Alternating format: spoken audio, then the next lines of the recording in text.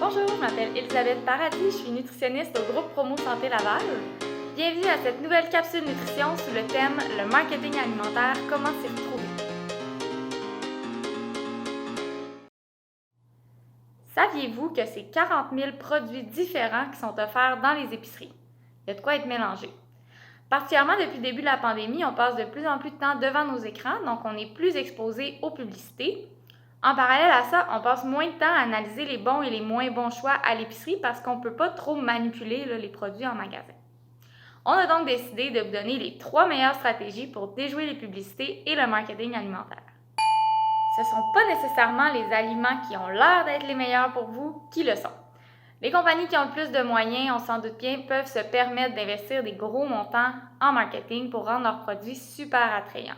Ils se retrouvent aussi plus souvent à la hauteur des yeux en épicerie. Si vous portez attention, dans votre prochaine visite à l'épicerie, on regarde un petit peu en haut, un petit peu en bas de l'étalage, vous allez peut-être découvrir des produits qui sont probablement plus sobres, moins chers, mais aussi peut-être de meilleure qualité, meilleure valeur nutritive. Attention de ne pas se fier au logo santé ou aux mentions naturelles, super aliments, à base de plantes, faibles en gras, keto, bon, vous voyez un peu le genre. Les compagnies savent utiliser les diètes à la mode pour rendre leurs produits plus attrayants, mais c'est vraiment pas une garantie de qualité. Restez vigilants face aux publicités cachées sur les réseaux sociaux.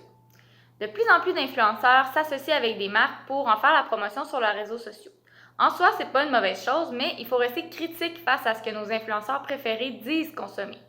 On peut se poser la question, est-ce que cette personne-là utilise réellement le produit? Impossible de savoir. Puis on peut se dire aussi, est-ce que c'est parce que la personne le consomme que c'est un bon choix?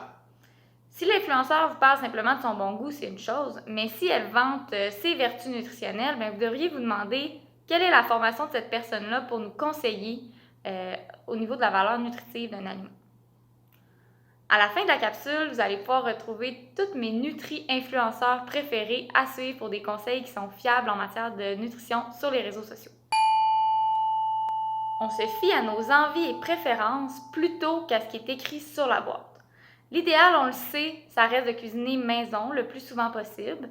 Les produits qu'on devrait manger en plus grande quantité sont ceux qui n'ont pas d'emballage, en fait, puis qui n'ont pas vraiment de marketing. Donc, les produits qui sont peu transformés, comme les fruits, les légumes, les grains entiers, légumineuses, noix, graines. Pour ce qui est des aliments d'occasion, donc les aliments qui sont ultra transformés, là, on est mieux de se fier à ce qu'on aime vraiment pour en être pleinement satisfait, puis laisser de côté le marketing finalement. En terminant, je vous invite à consulter notre page Facebook et notre compte YouTube pour d'autres capsules du genre en nutrition et en activité physique. Nos services à la clinique Promo Santé sont maintenus à distance, puis je vous invite à visiter notre site web pour connaître toute notre offre de services actuelle. Merci beaucoup, à bientôt!